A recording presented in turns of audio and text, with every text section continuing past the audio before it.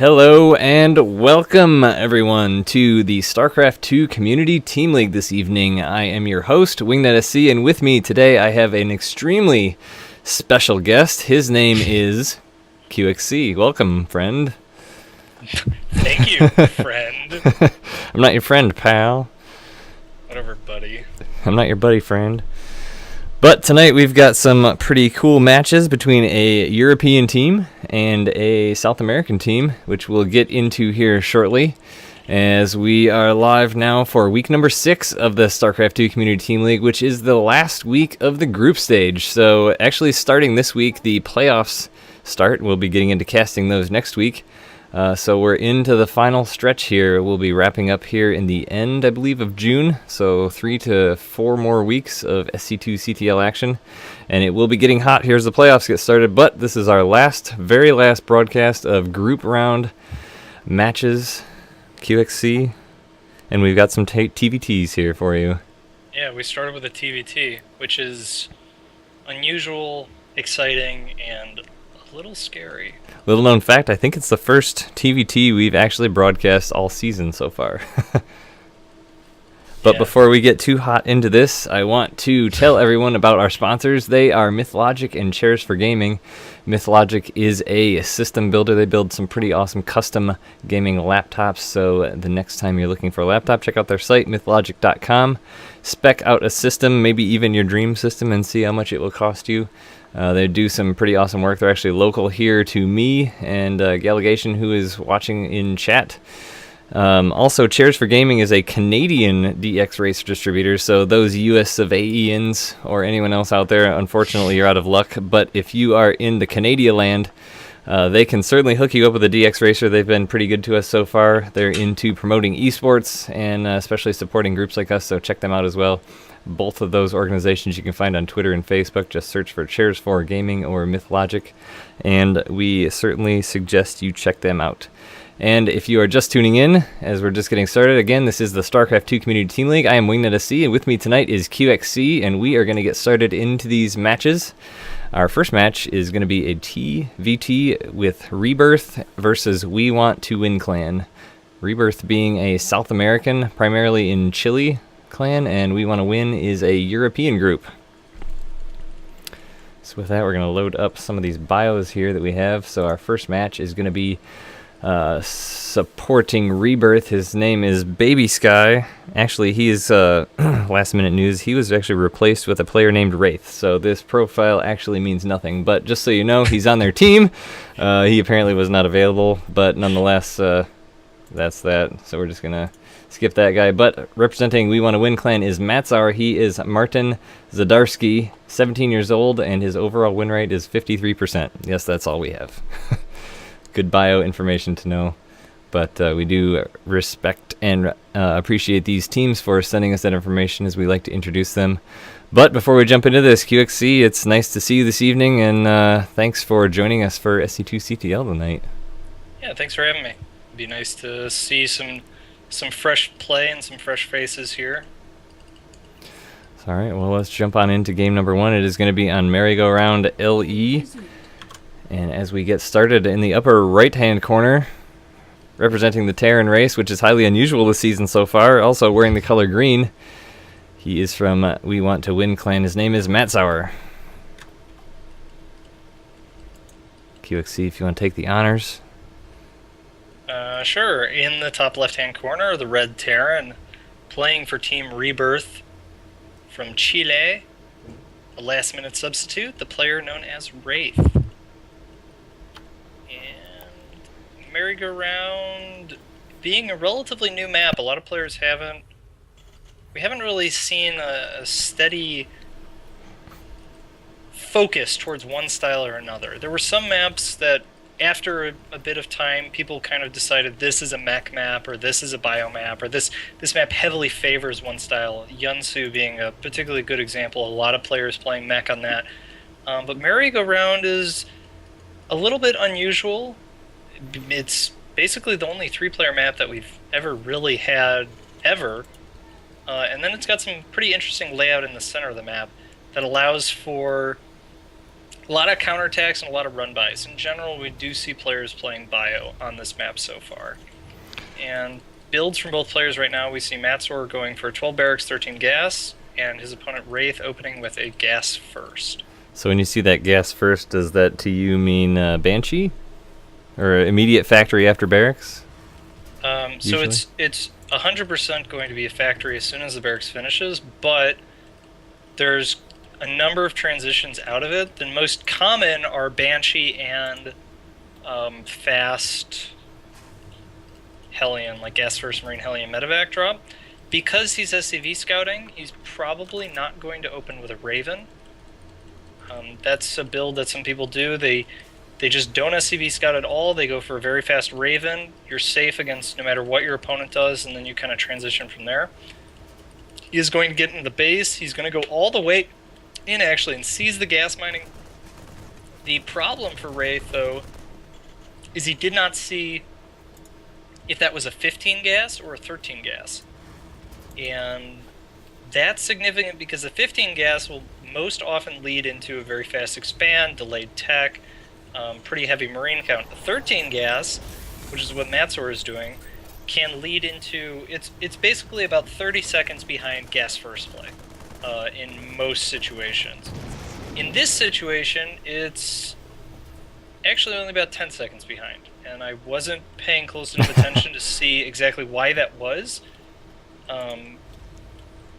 So we've been calling this here with the immediate factory starport. We've been calling it the Terran, or the HOTS Terran 111.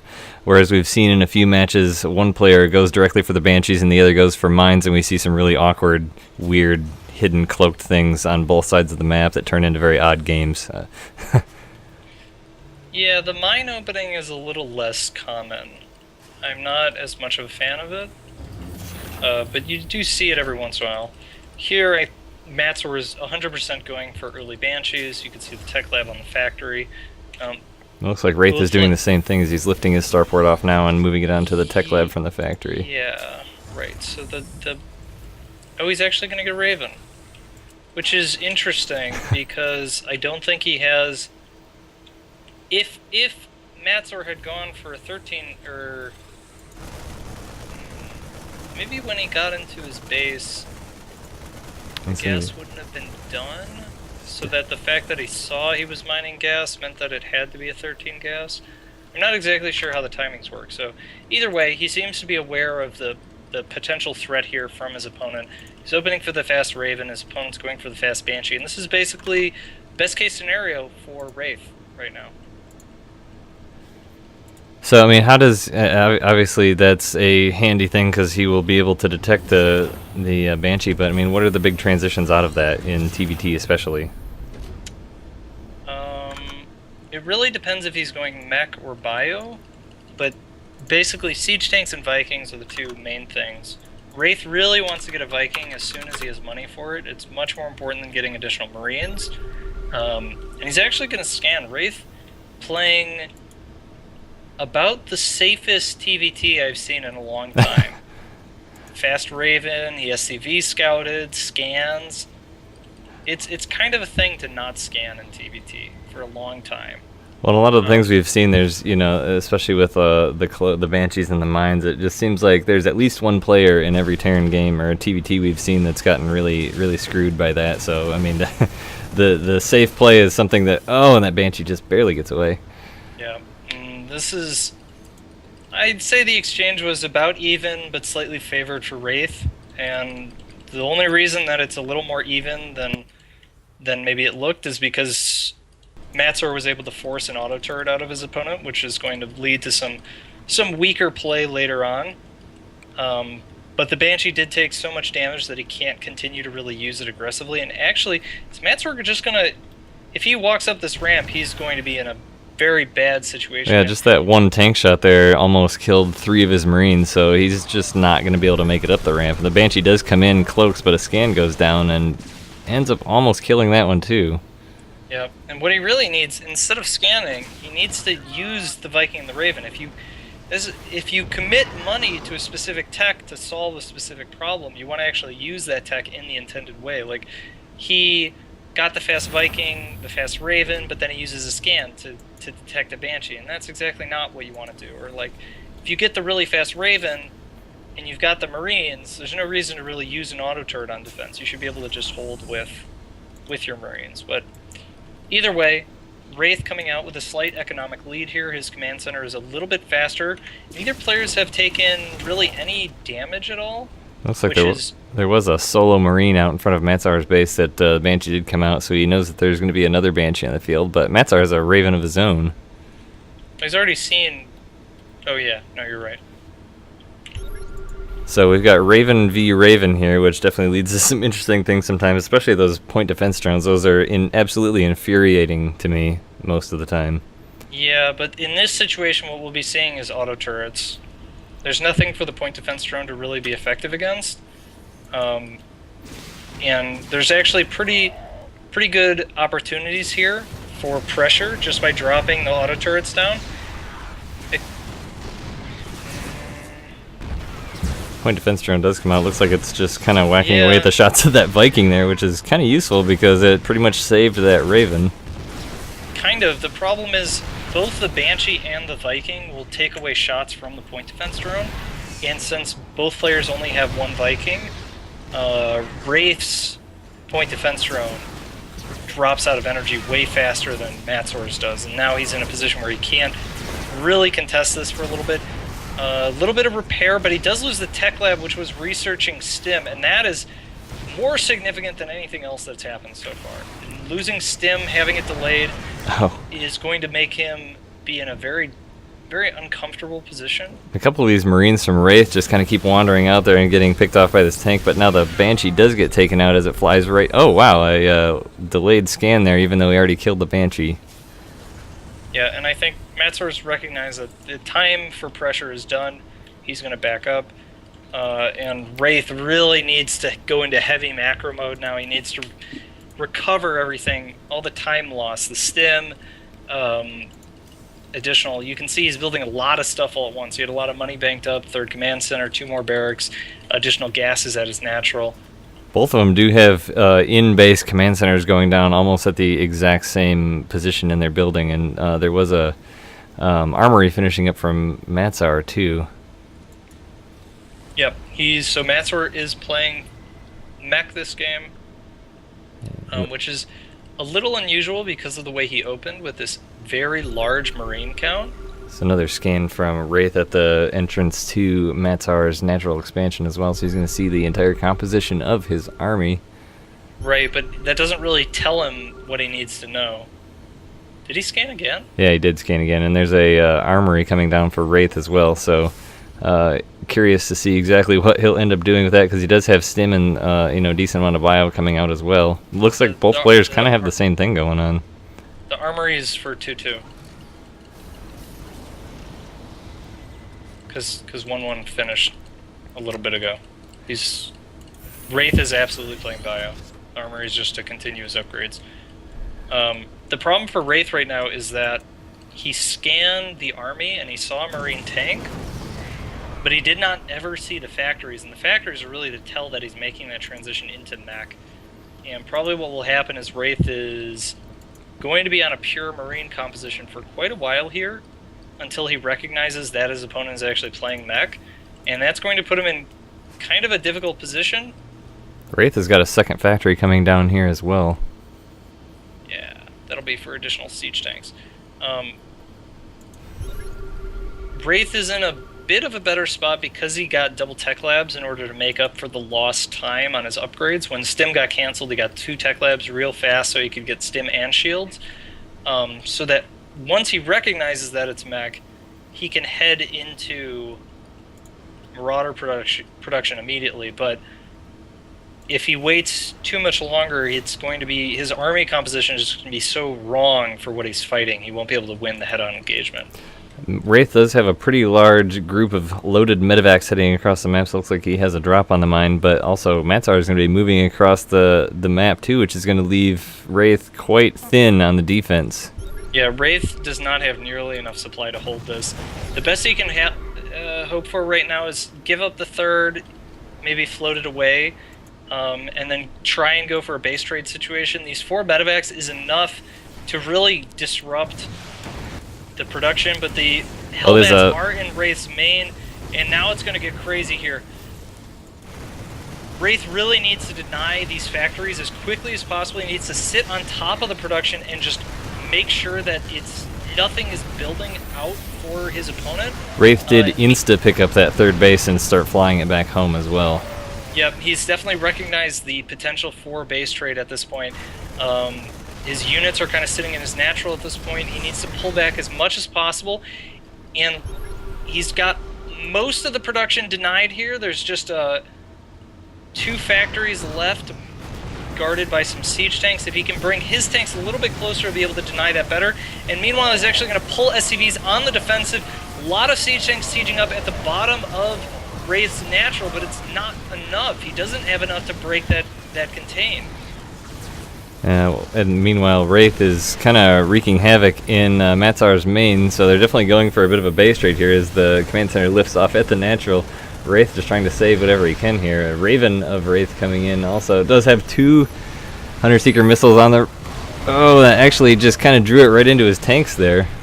Yeah, a lot of units dying to those Hunter Seeker missiles, but look at the supply disparity right now, the economic disparity. Even though Matsor doesn't really have a lot of units, Wraith has even less at this point, and he wasn't able to deny all that mining. As soon as Matsor kind of finds his bearings, finds his mind, throws down some extra factories, he'll be easily able to produce more.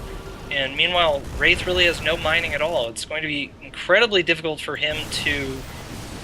Oh, well, he's getting a lot of siege tanks here, but he just doesn't quite have enough supply to break the force that Matsor has at his base. Now it's just down to 2 Hellbats, a couple of Marines, and a siege tank.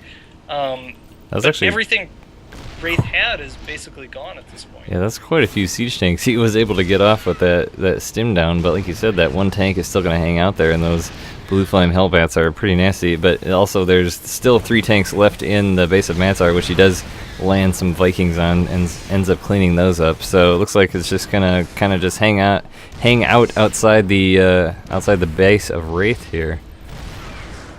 Yeah, and he does have his command center landed at the base right outside of his main there, which I don't think Matsar has picked up on yet. He's stimming out again, trying to take out that last siege tank, but there were the Hellbats there, which took out a lot of the Marines, but he is going to end up taking out that siege tank. So now that he's held this off, I mean, does he have a way back into this? No. He absolutely does not. He has 0 SCVs. He has 10 supply, and his opponent has 86. The only saving grace for Wraith right now is that Matsor's mind basically exploded during that entire battle, and so he was banking upwards of 3,000 minerals and 1,000 gas, and had only 1 factory.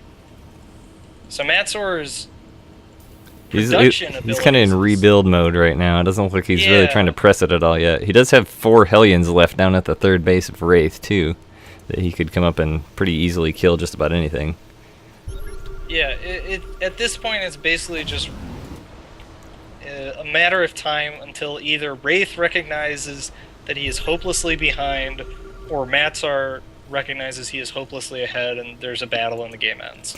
Well, the 4 Hellions are going to poke up and not see a whole heck of a lot. They're going to run right into that Marauder, which has a little bit of a delayed reaction. Is not going to get down exactly what we wanted, but does take out 1 of the Hellions as it heads in, but there's unfortunately nothing really here to kill.